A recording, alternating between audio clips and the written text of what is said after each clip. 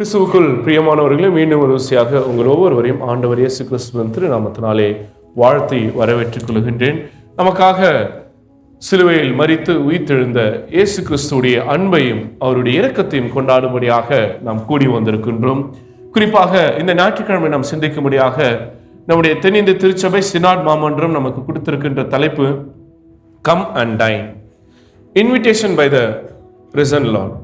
அதாவது உணவருந்த வாருங்கள், உயிர்த்த ஆண்டவரின் அழைப்பு என்கின்ற தலைப்பின் கீழாக சிந்திக்க அழைக்கப்படுகின்றோம்.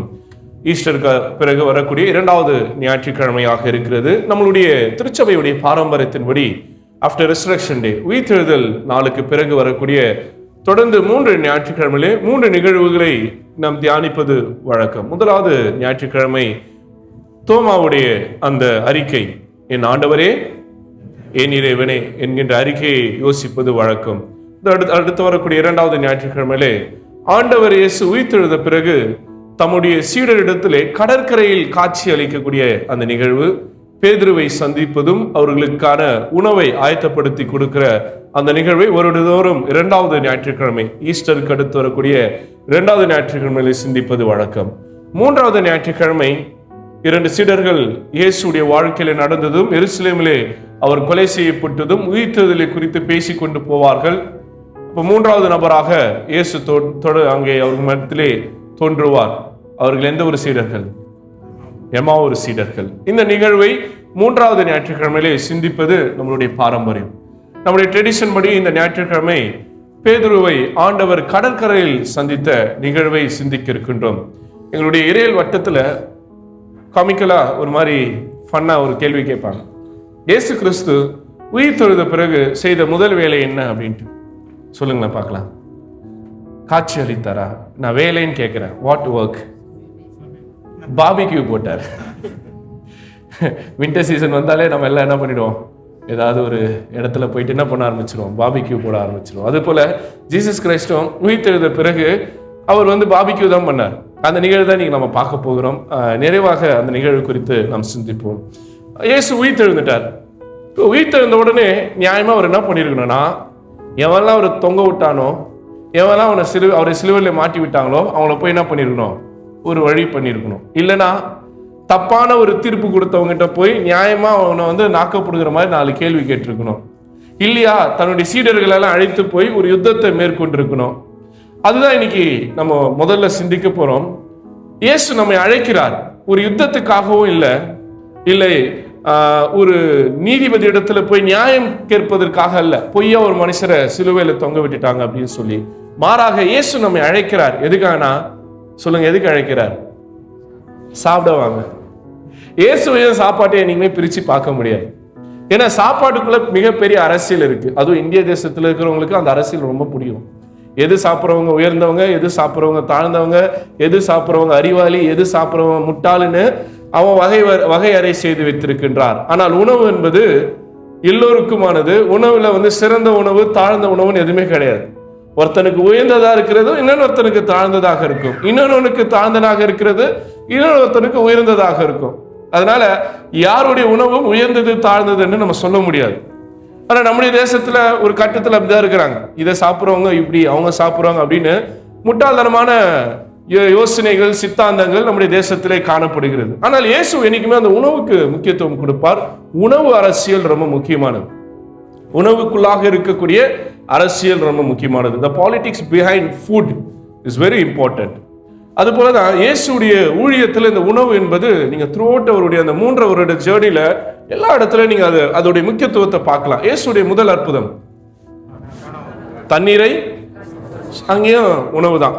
ரைட். 4 நற்செய்தி நூல், அதுல வரக்கூடிய ஒரே அற்புதம் 5 அப்பம் 2 மீன் தான். வேற எந்த நிகழ்ச்சியும் 4 நற்செய்தி நூலே வராது. அப்படின்னா அர்த்தம்னா இந்த 5 அப்பம் 2 மீன்ன்றது அவ்வளவு இம்பார்ட்டன்ட். அதனால தான் இந்த 4 காஸ்பல் ரைட்டர்ஸும் அதை ரெக்கார்ட் பண்றாங்க. ரைட். அவர் சாகும்போது அவர் என்ன பண்றாரு, முன்னாடி நாள் லாஸ்ட் சப்பர். பட் ஆனா டெக்னிக்கலி பாத்தீங்கன்னா அவர் ஒரு ஃபீஸ்ட முடிச்சிட்டார். அவர் உணவு உண்ட பின்பு அப்பத்தை தான் எடுக்கிறார். ரைட்டா? அவர் நேரா போய் அப்பத்தை எடுத்து தோத்திரம் பண்ணி பிளஸ் பண்ணி அதை இன்ஸ்டிடியூட் பண்ணல. First what Jesus did, he had a feast with his disciples, அவருடைய சீடரோட உணவு முடிக்கிறார். நல்ல ஒரு உணவை முடிக்கிறார். பாஸ்கா விருந்து. பாஸ்கா விருந்துல முக்கியமா என்ன இருக்கும்? கறி இருக்கும். கறி முக்கியங்க. இன்னைக்கு கறிதான் வாழ்க்கை, கறிதான் உணவு. கறி இல்லாத உணவு உணவே கிடையாது. அது போலதான் இயேசுடைய மரணத்தை நாளை சந்திக்க போறனா கூட மனுஷன் இன்னைக்கு கூட என்ன பண்றாரு? நல்ல கறி சோறு சாப்பிட்டுதான் மரணத்தை சந்திக்கிறார். அப்ப அந்த உணவை அருந்தி முடித்த பிறகு, when he completed his meal, he instituted last supper. அதுக்கப்புறம் தான் அவர் அந்த திருவிருந்தை அமல்படுத்துகின்றார். சரிங்களா? அப்போ உணவு என்பது இயேசுடைய வாழ்க்கையில தொடக்கத்துல இருந்து முடிவு வர அது இருந்துகிட்டே இருக்குது. முடிவுனா முடிவு இல்லை, உயிர்த்தெழுந்த பிறகும் உணவுல தான் அவர் வந்து நிக்கிறார். அதுதான் இன்னைக்கு வாசிக்க கேட்ட நற்செய்தி நூல். உயிர்த்தெழுந்த பிறகு இயேசு சொன்ன முதல் காரியம் சீடரிடத்திலே, வாங்க வந்து சாப்பிடுங்க, கம் அண்ட் டைன். ரைட். இது ஏன் சொல்றாரு அப்படின்னா, இந்த டேபிள் நமக்கு முன்னாடி ஒரு மேஜையை ஆண்டவர் உருவாக்கி இருக்கிறார், a table for the feast. இந்த டேபிள் ஆண்டவர் நம்ம அழைக்கிறார், வாங்க வந்து சாப்பிடுங்க. அப்படின்றது வந்து என்னன்னா, கிரேஸ் பிஃபோர் டிமாண்ட். அதாவது ஆண்டவர் நம்ம இடத்துல எதிர்பார்ப்பதற்கு முன்னாடி நமக்கு ஒரு கிருபையை கொடுக்கின்றார். நமக்கு பொறுப்புகளை கொடுப்பதற்கு முன்னாடி நம்மளை கட்டி எழுப்புகின்றார். நாம் ஒரு வேலையை பெர்ஃபார்ம் பண்ணுவதற்கு முன்னாடி அவருடைய சமூகத்தை நமக்கு முன்பாக அஷ்யூர் பண்றார். Grace before demand, restoration before responsibility and presence before performance. இதுதான் இந்த concept, come and dine. Before God uses us, ஆண்டவர் நம்மை பயன்படுத்துவதற்கு முன்பாக he restore us. அதுதான் முக்கியமானது. ஐயா அம்மா, நீங்க எந்த இடத்துல விழுந்து போயிருக்கிறீங்களோ அந்த இடத்துல ஆண்டவர் உங்களை கட்டி எழுப்பின பிறகுதான் உங்களை பயன்படுத்துகிறவராக இருக்கிறார். நீங்க விழுந்து போயிருக்கலாம், உடைஞ்சு போயிருக்கலாம், நொறுக்கப்பட்டிருக்கலாம், சோர்ந்து போயிருக்கலாம், you might be exhausted ஆயிருக்கலாம். Whatever the situation you are facing, God knows that. ஆண்டவர் அதை அறிந்திருக்கிறார். That's why he first built us. நம்மை கட்டுகின்ற தேவனாக இருக்கிறார். He restore us. நம்மை புதுப்பிக்கிற தேவனாக இருக்கிறார். Then he uses us. அதுக்கப்புறம் தான் நம்மை பயன்படுத்துகிறவராக இருக்கிறார். ஏன் உங்களையும் என்னை ஆண்டவர் பயன்படுத்தல அப்படின்னு நீங்க கேள்வி கேட்டீங்கன்னா, அதுக்கு முக்கியமான காரணம், நாம் இன்னும் கட்டப்படாமல் இருக்கின்றோம், நாம் ரெஸ்டோர் ஆகாம இருக்கின்றோம். அதுதான் இன்னைக்கு உங்க சிச்சுவேஷன் என்னன்னு எனக்கு தெரியாது, நீங்க என்ன ஃபேஸ் பண்றீங்கன்னு எனக்கு தெரியாது. நான் ஒன்று சொல்லட்டுங்களா? நீங்க சந்தோஷமா இருக்கிறீங்கன்னா அந்த சந்தோஷம் நிலையானதல்ல. நீங்கள் துக்கமா இருக்கிறீங்கன்னா அந்த துக்கம் நிலையானதல்ல. நீங்க எந்த எமோஷனுமே இல்லாமல் காமா இருக்கிறீங்கன்னா அதுவும் நிலையானதல்ல. ரைட். இது ஒரு எக்ஸாம்பிளோட உங்களோட நான் சொல்ல ஆசைப்படுகிறேன். ஒரு வீட்டில் நிறைய எலி இருந்தது. அந்த வீட்டோட தலைவர் என்ன பண்ணார்னா, ஒரு பூனையை வாங்கிட்டு வந்தார். இந்த பூனையை வாங்கிட்டு வந்த உடனே அந்த பூனை முதல் நாள் என்ன பண்ணுச்சு, அந்த எலியை பிடிச்சி சாப்பிட்டுடுச்சு. இதை பார்த்த உடனே அவருக்கு என்ன ஆயிடுச்சு? சந்தோஷம். நம்ம ஒரு இன்வெஸ்ட்மெண்ட் பண்ணோம், ஒரு பூனையை வாங்கினோம், அந்த பூனை ஒரு எலியை கொண்டுட்டு இப்போ வீட்டில் வந்து கொஞ்சம் சேஃப்டி இருக்கு எலிகிட்ட இருந்து அப்படின்னு மகிழ்ச்சி. ஆனால் அடுத்த நாள் அதே பூனை அவர் வீட்டில் வளர்க்கக்கூடிய ஒரு குருவியை, ஒரு பறவையை சாப்பிட்டுச்சு. நேற்று அந்த பூனை ஒரு எலியை சாப்பிடும் போது அவருக்கு சந்தோஷமா இருந்தது. இன்னைக்கு அதே ஆள் அவர் வீட்டில் இருக்கக்கூடிய ஒரு பறவையை இந்த பூனை சாப்பிடும் போது அவருடைய நிலைமை எப்படி இருக்கும்? வருத்தம் ஆயிடுச்சு. ரைட். இப்போ முதல் நாள் ஒரு செயல், அந்த செயல் மகிழ்ச்சியை கொடுத்தது, ஆனால் மறுநாள் அதே செயல் வருத்தத்தை கொடுத்தது. இப்ப மூணாவது நாள் அதே பூனை வெளியில இருந்த ஏதோ ஒரு பறவையை சாப்பிட்டுச்சு. இப்ப அதை பார்க்கும்போது அவருக்கு சந்தோஷமும் இல்லை, வருத்தமும் இல்லை. No emotions. இதுதான் மனிதனுடைய வாழ்க்கை. இப்போ இன்னைக்கு உங்களுக்கு சந்தோஷமாக மகிழ்ச்சியா இருக்கக்கூடிய தருணங்கள் நாளை உங்களுக்கு துன்பமாக மாறலாம். நாளை துன்பமாக இருக்கக்கூடிய நிகழ்வுகள் மறுநாள் உங்களுக்கு எந்த உணர்வும் இல்லாமல் மாறி போய் நிற்கலாம். அதனால இந்த உணர்வுகள், இந்த எமோஷன்ஸ், இந்த ஃபீலிங் இது நிரந்தரம் அல்ல. அதை உணர்ந்து கொண்டோம் என்றால் இந்த வாழ்க்கையை நம்ம ஈஸியா அப்ரோச் பண்ண முடியும். இப்பயும் இன்னைக்கு கொடுக்கப்பட்டு இருக்கின்ற 3 டெக்ஸ்டுக்குள்ளாக நம்ம கடந்து செல்லலாம். முதல் டெக்ஸ்ட் 1 ராஜாக்கள் 19 வசனங்கள் 1 முதல் வாசிக்க கேட்டோம். தீர்க்கர்களே மிக வைராக்கியமான, மிக பராக்கிரமம் செய்த ஒரு தீர்க்கர் என்றால் அது எலியா. ஏனென்றால் அவர் சொன்னா என்ன நடக்கும்? மழை பெய்யாது. அவர் சொன்னா மழை பெய்யும். அவர் சொன்னா வானத்திலிருந்து, அவர் சொன்னா கடவுள் செய்வாருங்க. ஒரு ராஜாக்கு முன்னாடி தைரியமா போய் சேலஞ்ச் பண்றார். அந்த ஊர்ல இருக்கக்கூடிய எல்லா தீர்க்கதரிசிகளும் யாவே தெய்வத்தை மறந்துட்டு யார் பின்னாடி போயிட்டாங்க? பாகால் பின்னாடி போயிட்டாங்க. எலியா ஒரு ஸ்டேட்மெண்ட் சொல்றார், நான் ஒருவன் மாத்திரம் மீதி இருக்கிறேன். ஆனா இந்த ஒரு மனுஷன் அத்தனை தீர்க்கருக்கு எதிராக பலியை 2 பலியை ஏற்படுத்துறாங்க. அவங்க பலியை ஏற்படுத்தி காலையில இருந்து கத்துறானுங்க, ஒன்னும் அசைவில்லை. நம்மால் தண்ணியை ஊத்துடான்றான், கொடமா தண்ணியை ஊத்தி மாலை ஆனவனா ஒரு ஜோம் பண்றான், வானத்துல இருந்து அக்கினி இறங்கி மொத்தம் போயிட்டு. அப்படி வல்லமை நிறைந்த மனுஷன் ஒரு அம்மாவை பார்த்து பயப்படுறார், ஒரு பெண்மணியை பார்த்து பயப்படுறார். அந்த அம்மா யாரு? இசபெல். அவங்க யாரு? ராணி, ஆகாபுடைய ராஜாவுடைய மனைவி, வல்லமை ஆற்றல் இருந்தவங்க. அந்த அம்மா ஒரு சேலஞ்ச் கொடுக்குறாங்க. வாசிங்க முதல் வசனத்தை.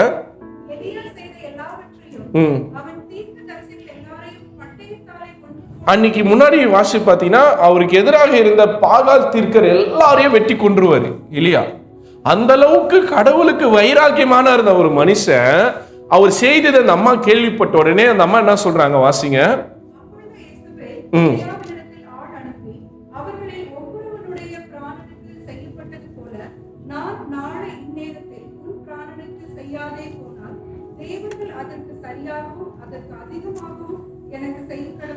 ரெண்டு பேருடைய கான்செப்ட் புரியுது. இந்த அம்மாவுக்கு தேவன் கிடையாது, தேவர்கள் அப்படின்னா பாகால் போன்று பல தெய்வத்தை இந்த அம்மா வழிபடுறாங்க. யாரு? இஸ்ரவேலுடைய ராணி. ரைட்டா? இந்த சூழ்நிலையில யார் பயப்படுறாரு? எலியா பயப்படுறாரு. எலியா கிட்ட அந்த அம்மா சொல்றாரு, நியூஸ் அனுப்புறாங்க, மோன நாளைக்கு மட்டும் உனக்கு நான் செய்யலன்னு வச்சுக்க, எந்த தெய்வமும் என்ன சும்மா விடாது, நீ செஞ்சதுக்கு டபுள் மடங்கு உனக்கு செஞ்சு விட்டுறான்டா அப்படின்னு சொல்லி பயங்கரமா அந்த அம்மா பேசுறாங்க. இதை கேட்ட உடனே எலியாக்கு என்ன ஆயிட்டு? பயந்துட்டாரு. இவ்வளவு நாள் எதுக்கும் பயப்படாத மனுஷன் இந்த ஒரு வார்த்தைக்கு என்ன பண்ணிட்டாரு? பயந்துட்டாரு. பயந்து விட்டா ஜூட் அப்படின்ட்டு என்ன பண்ணிட்டாரு? திரும்பி பார்க்காம ஓடிட்டாரு. நான் சொல்றது சிரிப்பா இருக்கலாம், ஆனா உண்மை அதுதான்.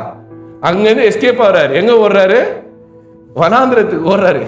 எங்க எவனோ கண்டுபிடிக்க முடியாத ஒரு பாலைவனத்துல போய் ஒளிஞ்சிக்கலாம்னு ஓடுறாரு. ஓடிட்டு அவர் ஒரு ஸ்டேட்மெண்ட் கொடுக்குறாரு பாருங்க. ஆண்டவருக்கு அட்வைஸ் பண்றாரு. நம்ம கூட பல நேரத்துல ஆண்டவருக்கு அட்வைஸ் பண்ணுவோம், ஆண்டவரே இதை செய், நான் சொல்றேன்ல இதை செய் அப்படி. இவர் ஆண்டவர் சொன்னதெல்லாம் செய்யாம இப்ப ஆண்டவருக்கு இவர் சொல்றாரு. என்ன சொல்றாரு? போதும் போதும் கர்த்தாவே, போதும், நிறுத்திக்கலாம். நீ சொன்ன நான் எல்லாத்தையும் பண்ண, 400 பேரை வெட்டி கொன்ன, அந்த ராஜாவுக்கு முன்னாடி வீரவசனம் பேசினேன், இன்னைக்கு அந்த அம்மா என்னை போட்டு தள்ளுவந்து போதும். அதுக்கு அவர் டைலாக் கூட ஒரு 2-3 டைலாக் சேர்த்து அடிக்கிறார். வாசிங்க. போதும் கர்த்தாவே, என் ஆத்துமாவை எடுத்துக்கொள்ளும்,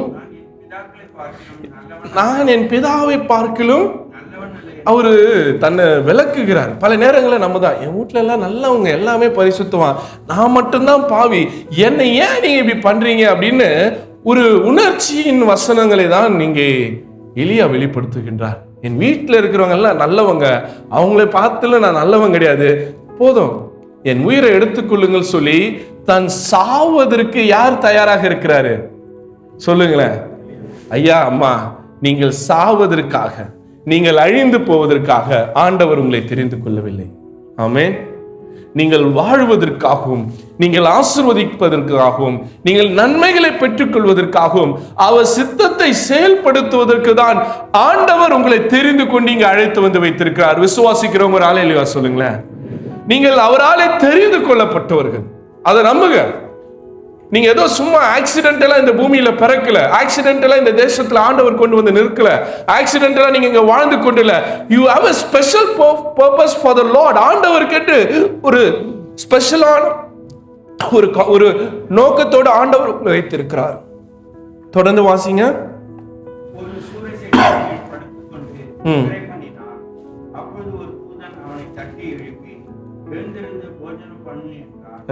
இப்ப எலியா கிட்ட என்னென்ன பிரச்சனை அப்படின்னு பாத்தீங்கன்னா, அவர் சாகணும்னு முடிவு பண்ணிட்டு படுத்துட்டார். இப்ப நியாயமாக கடவுளுக்கு என்ன இருக்கணும்? கோவம் வந்துருக்கணும். ஏன் நான் உனக்காக ஒரு திட்டம் வச்சிருக்கிறேன், நீ என்ன பண்ண, அந்த திட்டத்தை நீ கீழ்ப்படியாமல் நீ என்ன பண்ணிட்ட, போதும்னு சொல்லிட்ட அப்படின்னு சொல்லி ஆண்டவர் நியாயமா தட்டி எழுப்பி ஒரு தீர்க்கதரிசிய கேள்வி கேட்டுருக்கணும். எதுக்கு இப்படி பண்ண? இதுக்கா நான் உன்னை அனுப்புனேன், இதுக்கா நான் உனக்கு வல்லமை கொடுத்தேன், இதுக்கா உனக்கு நான் ஆற்றலை கொடுத்தேன், இவ்வளவோ செஞ்சு நீ சாகணும்ன்ற ஒரு முடிவுக்கு போறது ஏன் அப்படின்னு சொல்லி கோவப்பட்டிருக்கணும். ஆனால் நாம் விழுந்து போகும்போது, நாம் தவறி போகும்போது ஆண்டவர் ஒருபோதும் நம்ம இது கோபப்படுகிற தேவன் இல்லவே இல்லைங்க. எலியாவுடைய நிலைமையை ஆண்டவர் உணர்ந்தார்.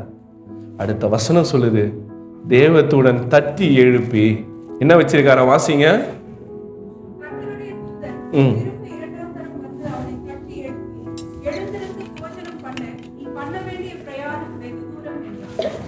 ரொம்ப அழகா சொல்றாரு. தட்டி எழுப்பி நீ போஜனம் பண்ணு, கம் அண்ட் ஈட். ஏன்னா நீ போக வேண்டிய தூரம் வெகு தூரம். Don't be tired, don't be exhausted. இன்னைக்கு நான் தான் ஃபர்ஸ்ட் கான்செப்ட் அதான் நான் சொல்ல வந்தேன். காட் இன்வைட்ஸ் த எக்ஸாஸ்டட். ஆண்டவர் எக்ஸாஸ்ட் ஆகி போதும்னு நின்று இருக்கிற மக்களை தம்முடைய திருப்பணிக்காக, தம்முடைய மேய்ச்சைக்கு அழைக்கிற தேவனாக இருக்கிறார். ஐயா இன்னைக்கு நீ போதும் முடிச்சுக்கலாம் நீ நினைக்கிறியா?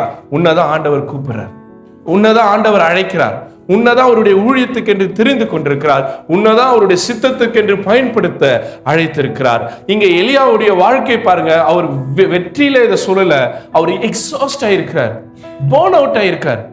நாட் எனிமோர் அப்படின்ற ஒரு முடிவில் இருக்கக்கூடிய எலியாவை பார்த்து சொல்றார், இல்ல இட்ஸ் நாட் எண்ட், இது முடிவல்ல, நீ எழுந்து சாப்பிடணும்னு. நம்மால் எழுந்தாரு, நல்லா அந்த ரொட்டியும் அதை சாப்பிட்டு ஏஞ்சி நடப்பாருன்னு பார்த்தா பட்டுனா பட்டாரு, பத்துட்டாரு. வாசிங்க. அடையும் இருந்தது,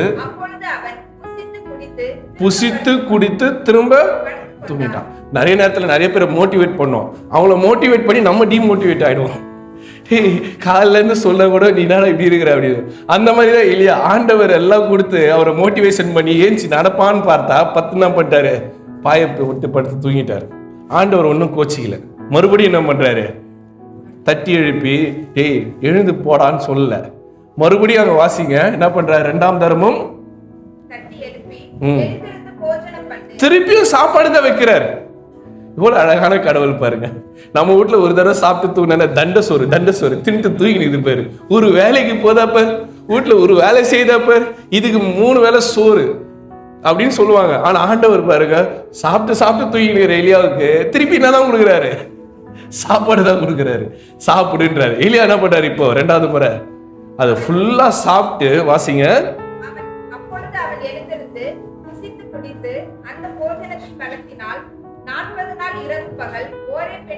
ஐயா அந்த உணவு 40 நாள் நடக்க கர்த்தர் பலத்தை கொடுத்தார்.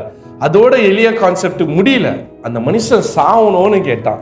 ஆனா அவர் சாவறதுக்கு முன்னாடி என்ன தெரியுமா பண்ணாரு, அவர் 2 ராஜாக்களை அபிஷேகம் பண்றாரு. எந்த ராஜா தன்னை சாவடிப்புன்னு அவங்க ஒய்ஃப் சொன்னாங்களோ அந்த ராஜாவுக்கு இடத்துல வேற ஒரு ராஜாவும், இன்னொரு தேசத்துக்கு இன்னொரு ராஜாவும் அபிஷேகம் பண்ணாரு. அது மட்டும் இல்ல, தன்னுடைய இடத்துல வேற ஒருவரை உருவாக்குறாரு. யார? எலிசாவை உருவாக்குறாரு. உருவாக்கிட்டு போதும் கத்தாவே நான் செத்தா நல்லா இருக்கணும்னு சொன்ன மனுஷன் 2026 இன்னைக்கு என்ன தேதி, என்னது 19th ஏப்ரல் வரை சாகாம இருக்கிறாரு.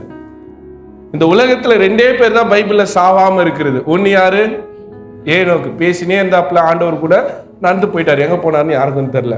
2வது நம்மாலு மேல இருந்து ஒரு ரதம் இறங்கி வந்தது, என்ன பண்ணிட்டாரு, ஏறி போனாரு. அவர் பாடி கூட கிடைக்கல. இன்னைக்கும் மக்கள் எலியா வருவான்னு பண்ணிருக்கிறாங்க, காத்துன்னு இருக்கிறாங்க. ஏன்னா நம்ம டிரான்ஸ்பர்மேஷன் அந்த மவுண்டன்ல என்ன நடக்குது, மறுரூப மலையில அங்க யார் தோன்றி இருக்கிறாரு, எலியா. அப்படின்னா அர்த்தம்னா எலியா வருவாரு. இதுவரையில எலியா என்ன ஆகல, சாகல. எந்த மனுஷன் சாகணும்னு ஆண்டவர் இடத்துல கேட்டாரோ அந்த மனுஷன் இன்னும் சாகாம உயிரோட வைத்திருக்கிறார். ஐயா நீ ஒரு திட்டத்தை வைத்திருக்கிற, நான் உன் திட்டம் இவ்வளவுதான், ஆண்டவர் உனக்காக வைத்திருக்கிற திட்டம் இவ்வளவு பெருசு. விசுவாசிக்கிறவங்க ஹல்லேலூயா சொல்லுங்களேன். சாகணும்னு நினைச்ச எலியாவை ஆண்டவர் இன்னுமுக்கு சாக விடாமல் இன்னைக்கும் அவரை கொண்டு பெரிய காரியங்கள் நம்மிடத்துல செய்து கொண்டிருக்கிறார். அதுதான் அப்ப எலியாவுடைய அந்த அந்த ஒரு விசுவாசம் குறைந்து போய் காணப்படுகிறது. ஆனாலும் அந்த குறைந்த விசுவாசத்தை ஆண்டவர் மறு கட்டுமானம் செய்து அவருக்கான அந்த பர்பஸை ஆண்டவர் நிறைவேற்றுகிறதாக நாம் இங்கு புரிந்து கொள்ளுகின்றோம். இன்னைக்கும் எலியாவை போன்று நீங்க எக்ஸாஸ்ட் ஆகி பர்ன் அவுட் ஆகி முடியாத ஆண்டவரை போதுன்னு நீங்க செட்பேக்கோடு இங்க உட்கார்ந்து இருப்பீங்கன்னா ஆண்டவர் இன்னைக்கு எலியாவை கொண்டு உங்களோட தான் பேசிட்டு இருக்கிறார். This is not end. இது முடிவல்ல. சரிங்களா? இந்த உலகத்துல மாற்றம் ஒன்றுதான் மாறாது. ரைட்டா? அந்த மாற்றங்களை ஆண்டவர் உங்கள் வாழ்க்கையில கொண்டு வருவார். அதனால விசுவாசத்தோடு இருங்க. ஆண்டவர் எலியாவை எப்படி ரிப்பேர் பண்ணி அவரை கொண்டு ஒரு திட்டத்தை நிறைவேற்றினாரோ அதே ஆண்டவர் இன்னைக்கு நமக்கும் போஜனத்தை கொடுக்க இருக்கின்றார். அந்த உணவை கொடுக்க ஆண்டவர் நமக்கு சித்தம் வைத்திருக்கிறார். ரெண்டு டெக்ஸ்ட் நான் கொண்டு வர ஆசைப்படுகிறேன். இன்னைக்கு இன்னொரு டெக்ஸ்ட் என்னன்னா Psalm 23. அடுத்தது அப்போஸ்தலர் 27:27-36. இங்க பார்க்கும்போது பவுலும் அவருடைய குழுவும் ஒரு கப்பல் பயணத்துல போயிட்டு இருப்பாங்க. கப்பல் பயங்கரமா இருக்கும். 14 நாளா மக்கள் சாப்பிடாம அந்த கப்பலை காப்பாத்துறதுக்கு முயற்சி பண்ணிருப்பாங்க. அப்ப பவுல் என்ன சொல்லுவார், இல்ல நீங்க கவலைப்படாதீங்க, உங்க கப்பலுக்கு வேணா சேதாரம், உங்க உயிருக்கு ஒரு சின்ன இது கூட ஆகாது, ஐயா உன் தலையில இருந்து ஒரு மயிறு கூட கீழே விடாதுன்னு பவுல் சொல்லுவார். நான் சொல்ல வாசி பாருங்க அந்த வசனத்தை.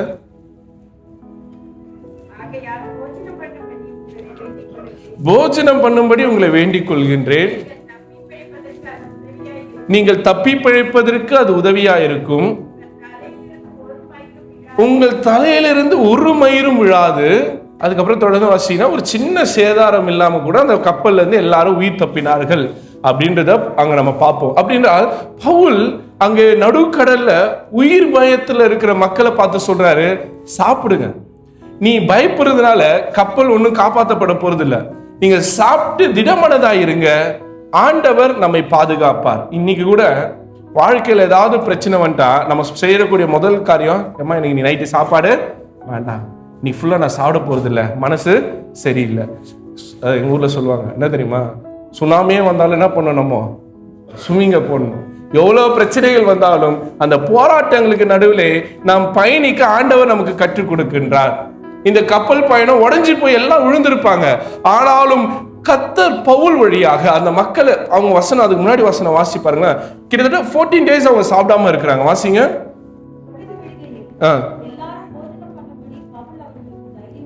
தைரியம் சொல்லி 14 நாளாக நீங்கள் ஒன்றும் சாப்பிடாமல் பட்டினி. ஐயா நீங்க உங்க உடலை வருத்தி பட்டினியா இருக்கிறதுனால ஒன்னும் மாற போறது கிடையாது. ஆண்டவர் எல்லாவற்றையும் மாற்றுவார். ஆமென். உங்க விசுவாசம் உங்க சாப்பாடுனால, உங்க பட்டினால, உங்கள் உடலை வருத்துவதனால ஒன்றும் நடக்காது. ஆண்டவரை நீங்கள் விசுவாசிக்கும் போது ஆண்டவர் உங்கள் சூழ்நிலைகளே, உங்கள் வாழ்க்கையில் இருக்கக்கூடிய எந்த புயல்களாக இருந்தாலும், எந்த சேதாரங்களாக இருந்தாலும் அவர் மாற்றி போட வல்லவராக இருக்கிறார். அதனால சங்கீதம் 23 சொல்லுகிறது, எனக்கு ஒரு பந்தியை யாருக்கு எதிரா வாசிங்க, அதை சொல்லுங்க. என் சத்துருக்களுக்கு முன்பாக. எவெல்லாம் உன்னை வேலையை விட்டு தூக்கணும், எவெல்லாம் உன்னை இங்க இருந்து காலி பண்ணணும், உன் விசாவை முடிச்சு விடணும், எவெல்லாம் நீ அழிஞ்சு போனோம், நீ நாசமா போனோம், மண்ணுக்கு மண்ணாய் போனோம், ஒன்னும் இல்லாம போனோம் நினைக்கிறானோ, அவன் கண்களுக்கு முன்பாக ஒரு மேஜையை போட்டு, ஒரு டேபிளை போட்டு நல்ல சாப்பாடு அடுக்கி வச்சு ஆண்டவர் உன்னை சாப்பிட வைப்பார். ஆமென். என் சத்துருக்களுக்கு முன்பாக ஒரு பந்தியை ஆயத்தம் பண்ணி, ஐயா உன் தலை சாதாரண தலையில, கர்த்தரால் அபிஷேகம் பண்ணப்பட்ட தலை, உன் தலையை ஆண்டவர் எண்ணெயால் அபிஷேகம் பண்ணி உன் பாத்திரம் நிரம்பி வருது. ஐயா இன்னைக்கு இருக்கக்கூடிய ஒண்ணுமே இல்லை, இன்னைக்கு இருக்கக்கூடிய இன்சஃபிஷியன்ட், அதாவது போதுமானதாக இல்லைன்னு சொல்லக்கூடிய உன் வாழ்க்கை இல்ல, இன்னைக்கு உன் வாழ்க்கை ஒரு வறட்சியா இருக்கலாம், ட்ரைனஸ்ல இருக்கலாம், வறண்ட ஒரு நிலத்தை போல இருக்கலாம். நீங்கள் எந்த நிலையில் இருந்தாலும் உங்கள் வாழ்க்கையை ஆண்டவர் எப்படி மாற்ற போறாரா, நிரம்பி வழிய போகிறார். உங்க தலைமையில வச்சு சொல்லுங்களேன், ஆண்டவரே என் வாழ்க்கையை நீங்கள் நிரம்ப பண்ண போகிறீங்க சுவாமி. சொல்லுங்க, விசுவாசத்தோடு அறிக்கை செய்யுங்க. ஆண்டவரே ஓவர்ஃப்ளோ ஆக போகுது சுவாமி இந்த ஆண்டு. என் தேவன், ஒருவேளை என் சூழ்நிலைகள் எனக்கு எதிராக இருக்கலாம், ஐயா சொல்றது என் வாழ்க்கையில நடக்கிறதுக்கு 1% கூட சாத்தியமே இல்லாமல் இருக்கலாம், ஆனால் என் சத்துருக்கு முன்பாக நீர் ஒரு பந்தியை ஆயத்தம் பண்ணி என் தலையை எண்ணெயால் அபிஷேகம் பண்ணி, அடுத்தது என் பாத்திரம் நிரம்ப செய்யும். ஆமென். அப்படிப்பட்ட ஒரு தேவத்தை நாம் ஆராதனை செய்து கொண்டிருக்கிறோம். God prepares a table in crisis. புரிஞ்சுக்கோங்க, God prepare a table in crisis. இப்போ என்ன சிச்சுவேஷன்ல நீங்களும் நானும் இருக்கிறோம்? Crisis. when there is crisis, எங்கே சூழ்நிலைகள் எதிராக இருக்கிறதோ, when there is crisis there is a table. ஆமென். உங்க கண்களுக்கு முன்னாடி அந்த டேபிள் தெரியாம இருக்கலாம், உங்களுக்கு கண்களுக்கு முன்னாடி அந்த ஆசீர்வாதம் தெரியாமல் இருக்கலாம், ஆனால் ஆண்டவர் அந்த கிரைசிஸ் மத்தியிலே நம்மை ஆசீர்வதிக்க வல்லவராக இருக்கிறார். விசுவாசிக்கிறவங்க ஒரு ஹல்லேலூயா சொல்லுங்களேன். அவ்வளவுதானா? நல்ல கரங்களை உயர்த்தி ஒரு ஹல்லேலூயா சொல்லுமா? ஹல்லேலூயா. ஆமென். ஆண்டவர் நம்முடைய வாழ்க்கையை மாற்றி அமைக்கிற தேவனாக இருக்கிறார். The table is not the absence of trouble, it is the presence of God. புரியுதுங்களா? The table is not absence of trouble, it is the presence of God. இன்னைக்கு ஒரு மேஜையை வைத்திருக்கிறார் என்றால் உங்களுக்கு பிரச்சனை இல்லைன்னு அர்த்தம் இல்ல.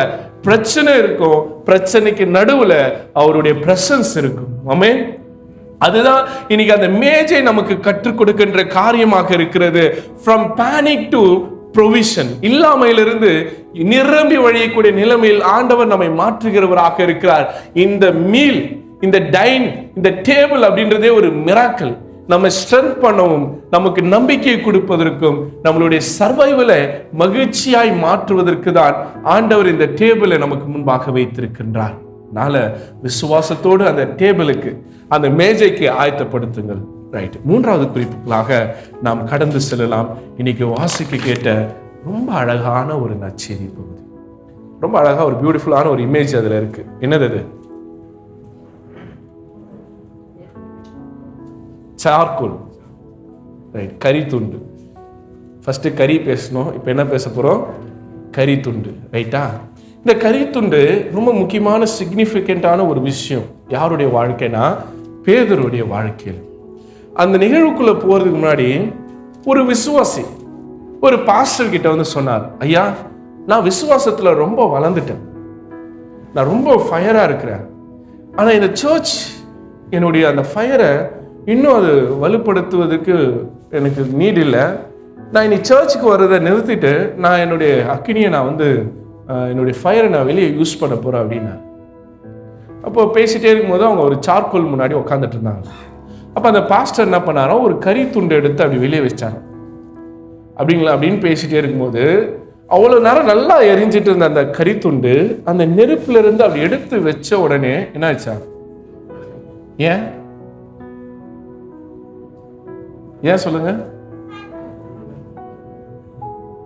ஏன்னா நம்மளால தனியாக அங்கே சர்வை பண்ண முடியாது without the presence of God. ஆமென்.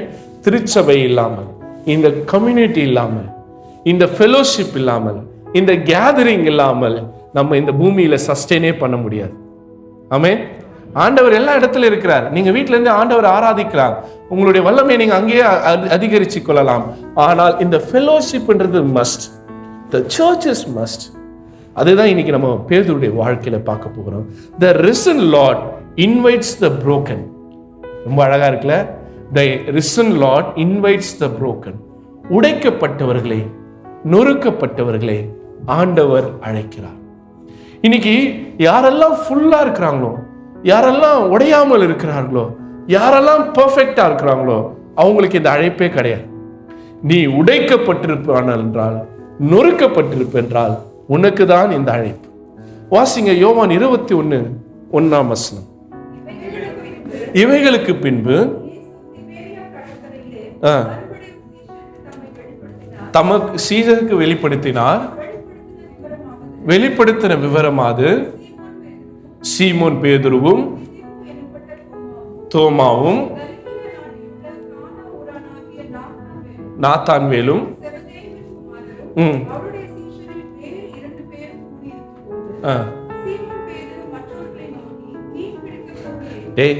உன்னை மனுஷனை பிடிக்கலான்னு கூப்பிட்டு வந்தா, ஆண்டவரே உன்னை பின்பற்றி வரேன்னு சொல்லிட்டு மீனையும் கப்பலையும் விட்டு வந்த ஆளு இப்ப என்ன பண்ணிக்கிறாப்ல, ஆண்டவரே எனக்கு மனுஷனை பிடிக்க வேண்டாம், நான் என்ன பிடிக்க போறேன்?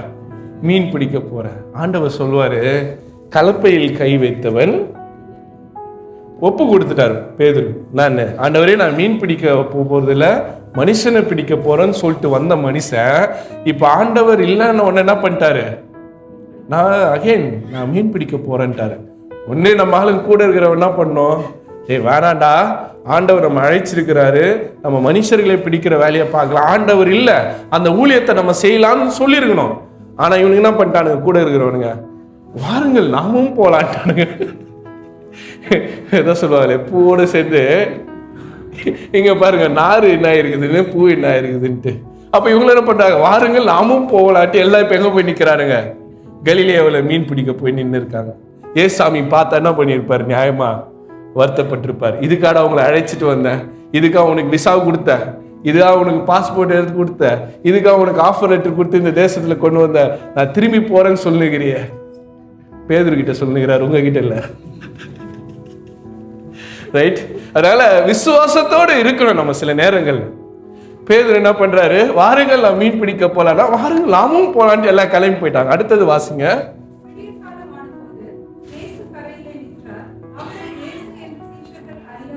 ரைட், இயேசு நிக்கிறாரு. ஆனா 3 வருஷம் கூட இருந்த மனுஷர்களால இயேசுவை என்ன பண்ண முடியல, அறிந்து கொள்ள முடியல. காரணம் சூழ்நிலை, பிரச்சனைகள், அவங்க பட்ட உபத்திரவங்கள். அந்த இயேசுடைய மரணத்திலிருந்து எல்லா பக்கமும் நெருக்கப்பட்டிருக்கிறாங்க, உடைக்கப்பட்டிருக்கிறாங்க.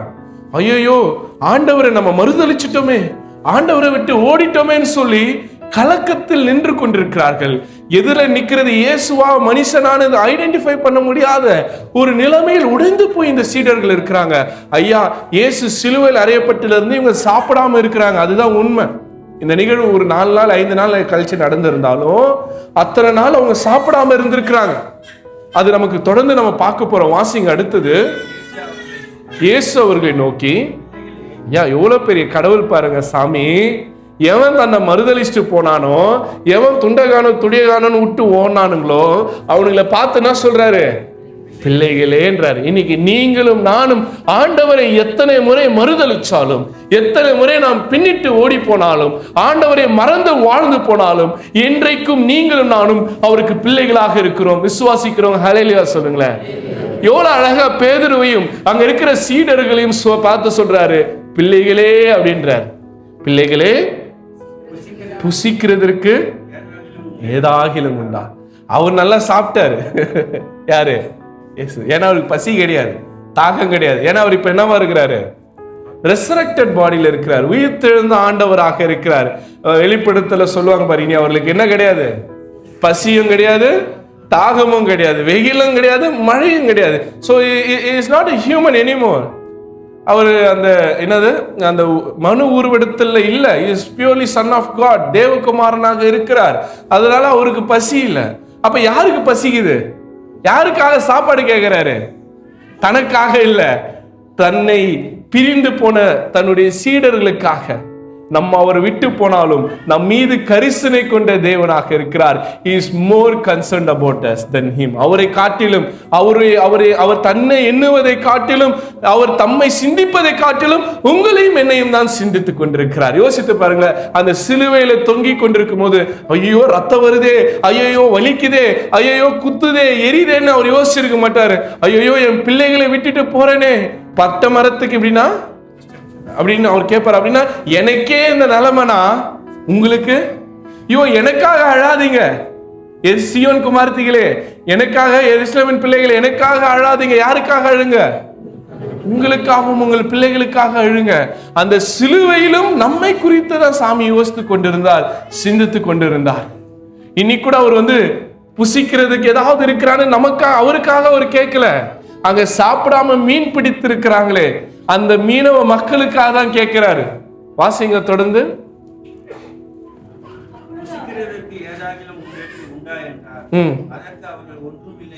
ஒன்றுமில்லை என்றால் இப்பதான் அவங்களுக்கு ஒரு காரியத்தை நினைவூட்டுகிறார். இதுக்கு முன்னாடி சீஷர்கள் மீன் பிடிச்சிட்டு இருந்தாங்க, மீன் கிடைக்கல. அப்ப ஆண்டவர் சொல்லுவாரு, வலைய என்ன பண்ணுங்க. அப்ப என்ன சொல்லுவாரு, ஆழத்தில் போடுங்கன்னு. இப்ப என்ன சொல்றாரு, வலையை வலது உர போடணும்னு என்ன கிடைக்கும், மீன் எக்கச்சக்கமா கிடைக்குது. அப்போதான் ஆண்டவருக்கு பிரியமான ஒரு சீடன். அங்க வசனம் இருக்கு, வாசிங்க. அன்பா இருந்த சீசன் யாரு? இந்த புத்தகத்தை எழுதுகிற யோவான் சொல்றாரு பேதுருகிட்ட, டேய் அங்க பாருப்பா, டேய் அது மனுஷன் இல்ல, அது யாரு? கர்த்தர் அப்படின்றாரு.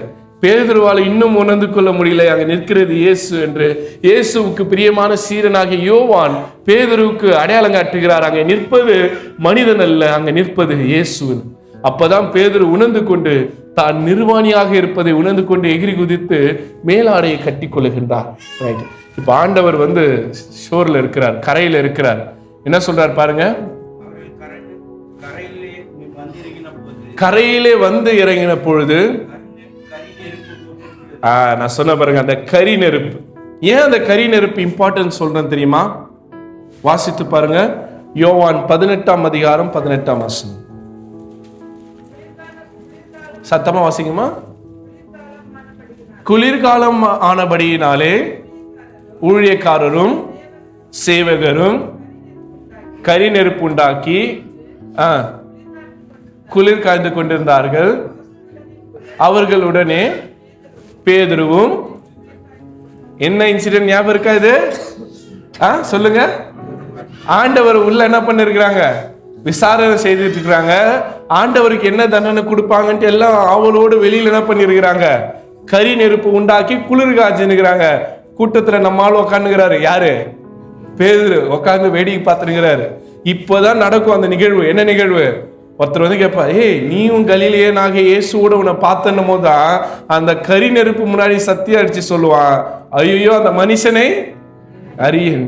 அந்த கரி நெருப்புடைய வாசனை இங்கே அதே கரி நெருப்பு. அந்த வாசனை பேதுருக்கு ஞாபகப்படுத்துது, இந்த கரி நெருப்புக்கு முன்னாடி தானே குற்றமில்லாத இயேசுவை நான் மறுதலித்தேன். அதே கரி நெருப்பு முன்னாடி இயேசு எனக்கு காட்சி கொடுக்கிறாரு.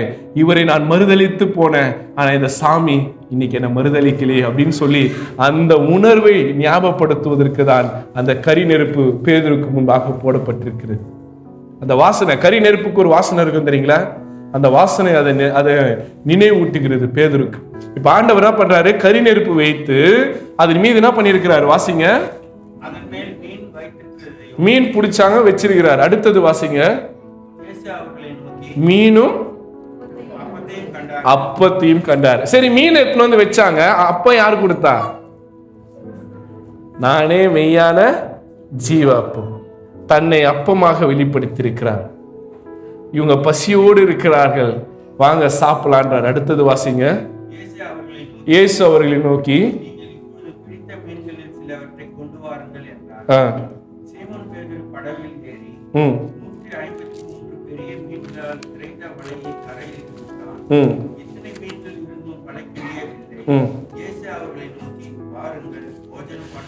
வாருங்கள் போஜனம் பண்ணுங்கள். தன்னை விட்டு பிரிந்து போய் மீண்டும் மீன் பிடிக்க சென்ற நபர்களை ஆண்டவர் அழைத்து வாருங்கள் போஜனம் பண்ணுங்கள் அப்படின்னு சொல்றது. It's not about food, it's about the communion.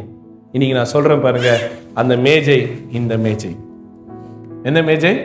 இன்னைக்கு நீங்களும் நானும் கலந்து கொள்ள போகின்ற இந்த திருவிருந்து என்கின்ற மேஜை. நீங்கள் எத்தனை முறை கரி நெருப்பு உண்டாக்கி ஆண்டவர் இயேசுவை மறுதலித்து போயிருந்தாலும், எத்தனை முறை அவரை விட்டு தூரம் போயிருந்தாலும், மனுஷர்களை பிடிப்போம் என்று அழைத்த நம்மை மீனை பிடிப்போம் என்று உலகத்துக்கு நேராக ஓடி இருந்தாலும், அத்தனை முறையும் நாம் இந்த மேஜையின் மீது முட்டி போடும்போது ஆண்டவர் நம்மை வாருங்கள் போஜனம் பண்ணுங்கள், come and dine with me அப்படின்னு சொல்லி நம்மை அழைக்கிற தேவனாக இருக்கின்றார். This table is not about food, this table is about grace. ஆமென். இந்த மேஜை ஒவ்வொரு முறையும் நமக்கு கிருபையை வெளிப்படுத்தி கொண்டிருக்கிறது. இந்த மேஜை ஒவ்வொரு முறையும் அன்பை வெளிப்படுத்தி கொண்டிருக்கிறது. இயேசு எனக்காக சிலுவையில் தொங்கினாரே, எனக்காக ரத்தம் சிந்தினாரே, எனக்காக அவருடைய சரீரம் கிழிக்கப்பட்டது, எனக்காக இத்தனை பாடுகளை சுமந்தாரே, இந்த மேஜையில் விழும் துணிக்கைகளை பொறுக்கிக் கொள்ள நான் பாத்திரன் அல்ல, ஆனாலும் தேவரீர் உம்முடைய மாறாத ஆண்டவராயிருக்கு. You are not non-changing Christ. மாறாத ஆண்டவராயிருக்கிறீர். அந்த கிருபையை பெற்றுக் கொள்வதற்காக இந்த மேஜையை ஆண்டவர் விரித்து வைத்திருக்கிறார். ஒருவேளை நீங்கள் எலியாவை போன்று போர்ன் அவுட் ஆயிருக்கலாம், எக்ஸாஸ்ட் ஆயிருக்கலாம், ஐயோ முடியலன்னு சொல்லி நீங்கள் ஒரு முடியாத நிலைமையிலே, உடைந்து போன நிலைமையிலே நீங்கள் இங்கே இருக்கலாம். இல்லை, பவுலோடு இருந்தவர்கள் போல கிரைசிஸ் நடுவில் இருக்கலாம். சுழல் காற்றுகள் உங்களை சுற்றிலும் அடித்துக் கொண்டிருக்கலாம். இல்லை, பேதுருவை போல நீங்கள் பின்னடைவு சென்று போயிருக்கலாம். பின்வழியில போயிருந்திருக்கலாம். ஆண்டவர் விட்டு விலகி போயிருக்கலாம். நீங்கள் எந்த நிலைமையில் இருந்தாலும் ஆண்டவர் இன்னைக்கு உங்களை அழைக்கிறார். வாருங்கள், வந்து உணவு அருந்துங்கள், ஜெபம் செய்யுங்கள். அந்த கிருபையை யோசித்து பார்ப்போம். நம்முடைய சூழ்நிலைகளை யோசித்து பார்ப்போம். உடைந்து போய், நொறுக்கப்பட்டு, போர்ன் அவுட் ஆகி, எக்ஸாஸ்ட் ஆகி, ஒருவேளை கிரைசிஸின் மத்தியில் சூழ்நிலைகள் இருளாய் அந்தகாரம் சூழ்ந்திருக்கலாம். போர் மேகங்கள் நம்மை நெருக்கி இருக்கலாம். கம்பெனிகள்ல நிரந்தரமில்லாத ஒரு வேலைக்குள்ளாக தள்ளப்பட்டிருக்கலாம். வருமானம் தடை செய்யப்பட்டிருக்கலாம். நம்முடைய அழைப்பை மறந்து உலகத்துக்குள்ளாக பேதுருவை போல் பின்மார்க்கமாக போயிருக்கலாம். ஆண்டவர் இந்த இரவுகளிலே நம் ஒவ்வொருவரோடு பேசிக் கொண்டிருக்கின்றார். நீங்கள் எப்படி இருந்தாலும் வாருங்கள், வந்து உணவை அருந்துங்கள். Come and dine with me. உங்களுக்காக பிற்கப்பட்ட என்னுடைய சரீரம், உங்களுக்காக சிந்தப்பட்ட என்னுடைய ரத்தம். அந்த சரீரத்திலும் அந்த ரத்தத்திலும் பங்குள்ளவர்களாய் நம்மை ஒப்பு கொடுப்போமா? அன்பின் ஆண்டவா, உம்மை நன்றியோடு ஸ்தோத்திரிக்கிறோம், துதிக்கின்றோம். நீர் எங்களோடு இடைப்பட்டிருக்கிறீர். எங்களோடு நீர் திட்டமாய் பேசியிருக்கிறீர். நாங்கள் வந்தவர்கள் வந்தவனம் போக போறதில்லை. அப்படியே அளவற்ற பிரசனத்தை உணர்ந்தவர்களாக உம் கரங்களில் எங்களை ஒப்புக் கொடுக்கின்றோம். ஆண்டவரே, எங்களை உயிர்ப்பித்தரணும். எங்கள் வாழ்வை மறுகட்டுமானம் செய்யும். எங்களை புதுப்பித்தரணும். உம் திவ்ய கரங்களிலே எங்களை தாழ்த்தி ஒப்புக் கொடுக்கின்றோம். இயேசுவின் இனிய நாமத்தில் ஜெபிக்கிறோம் எங்கள் நல்ல தந்தையே.